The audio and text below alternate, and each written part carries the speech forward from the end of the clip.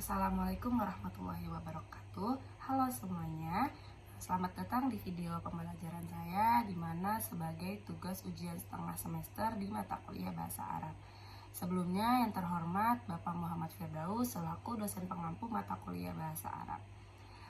Oke teman-teman, sebelum lanjut ke video pembelajarannya, perkenalkan terlebih dahulu, nama saya Nandini Yuliani dengan nomor NIM akhir 55 dari kelas Kesejahteraan Sosial 3B, Fakultas Dakwah dan Ilmu Komunikasi, Universitas Islam Negeri Syarif Hidayatullah Jakarta. Oke teman-teman, jadi hari ini kita akan membahas tentang topik pembelajaran mengenai pengertian ilmu syaraf. Dan dalam video ini saya akan menjelaskan apa itu ilmu syaraf, apa saja objek kajiannya, apa saja fungsi dan tujuannya, lalu ada elemen utama dan pola dasar dari ilmu syaraf. Dan tujuan dari video pembahasan ini saya berharap membantu kita memahami tentang pemahaman ilmu syaraf, dan semoga materi yang saya sampaikan ini dapat bermanfaat untuk memperdalam pemahaman kita tentang ilmu syaraf. Oke, tanpa berlama-lama lagi, mari kita mulai ke video pembahasannya.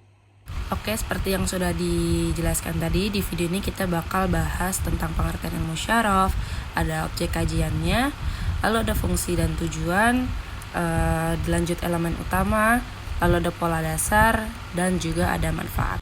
Pengertian ilmu syaraf. Ilmu syaraf adalah cabang dari ilmu tata bahasa Arab atau nahwu yang mempelajari perubahan bentuk kata morfologi, yaitu perubahan bentuk kata berdasarkan aturan-aturan tertentu untuk memahami bagaimana kata-kata dalam bahasa Arab itu dibentuk dan diubah sesuai dengan maknanya.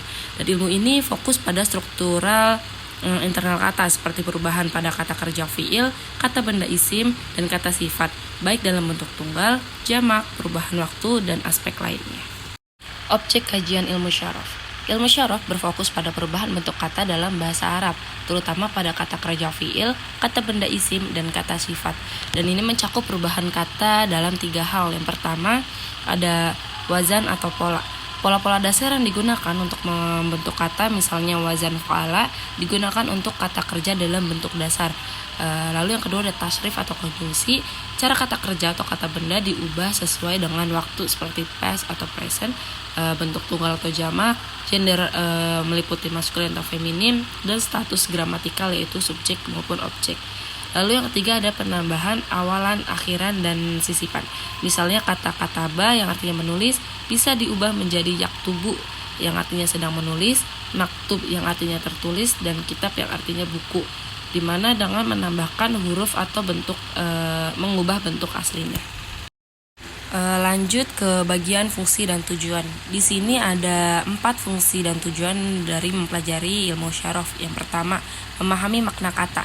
Ilmu syaraf membantu dalam memahami makna kata dengan lebih tepat karena kata dalam bahasa Arab itu dapat memiliki berbagai makna tergantung pada bentuknya. Misalnya kata kerja nasaro yang artinya menolong dapat berubah menjadi mansur atau orang yang ditolong, atau nasir yang artinya penolong.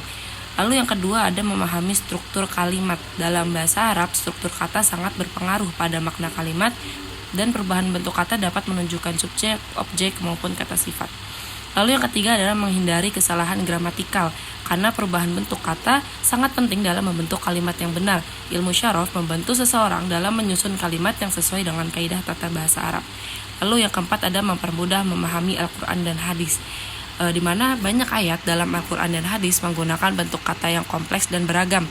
Dengan memahami ilmu syaraf, seseorang bisa lebih mudah mengerti makna ayat atau hadis yang bergantung perubahan bentuk kata. Lalu ada elemen utama dalam ilmu syaraf. Yang pertama ada fiil atau kata kerja. Syaraf banyak berfokus pada perubahan kata kerja dalam berbagai bentuk, seperti perubahan untuk menunjukkan waktu fiil madi yaitu bentuk lampau, dan fiil mudhari bentuk sekarang atau yang akan datang, atau untuk menunjukkan bentuk aktif dan pasif fiil ma'ruf dan majhul. Lalu yang kedua ada isim kata benda. Ilmu syaraf juga mencakup pembentukan kata benda dari akar kata kerja. Misalnya fa'ala yang artinya melakukan bisa membentuk kata benda fi'il yang artinya perbuatan. Yang ketiga ada mazid atau kata tambahan. Kata dasar seringkali mendapatkan tambahan huruf atau sisipan untuk menghasilkan makna baru atau lebih spesifik. Misalnya kata kerja dasar dakhola yang artinya masuk bisa berubah menjadi adkhola yang artinya memasukkan dengan penambahan awalan yaitu huruf alif. Lanjut poin berikutnya yaitu pola dasar atau wazan.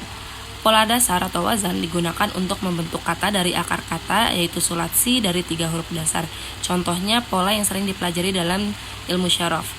Di sini ada 3 pola dasarnya. Yang pertama ada fa'ala yang artinya untuk kata kerja dasar. Lalu yang kedua ada fa'il yaitu untuk kata kerja yang menunjukkan pelaku. Dan yang ketiga ada maf'ul untuk kata kerja yang menunjukkan objek. Poin terakhir yaitu manfaat mempelajari ilmu syaraf. Di sini ada 3 manfaat. Yang pertama yaitu pemahaman yang mendalam. Memahami perubahan bentuk kata sangat penting bagi siapapun yang ingin mempelajari bahasa Arab dengan baik, terutama dalam membaca teks-teks klasik seperti Al-Quran, hadis, ataupun literatur Arab kuno. Lalu yang kedua ada memperkaya kosakata. Dengan mempelajari syaraf, seseorang dapat memahami banyak bentuk kata yang berasal dari satu akar, sehingga kosakata Arab akan lebih luas. Dan yang ketiga ada memudahkan penerjemahan. Bagi para penerjemah, terutama teks-teks agama atau akademis, ilmu syaraf sangat membantu dalam menganalisis konteks kata dan terjemahannya. Kesimpulan yang bisa kita ambil dari materi pengertian ilmu syaraf yaitu ilmu syaraf adalah ilmu yang sangat penting dalam studi bahasa Arab karena mengajarkan bagaimana kata-kata dibentuk, berubah, dan bagaimana perubahan tersebut mempengaruhi makna dan penggunaannya dalam kalimat. Dengan memahami syaraf, seseorang bisa lebih memahami struktur bahasa Arab secara mendalam, sehingga dapat memahami teks-teks Arab baik dalam konteks bahasa sehari-hari, sastra, maupun keagamaan dengan lebih akurat. Tidak terasa sudah berada di penghujung video. Terima kasih telah menyaksikan video pembelajaran yang telah saya sampaikan. Semoga penjelasan tentang pengertian ilmu syaraf ini bisa menambah pemahaman kalian dan juga bermanfaat untuk kalian. Mohon maaf bila ada kesalahan dalam menyampaikan dan kurangnya materi yang disampaikan.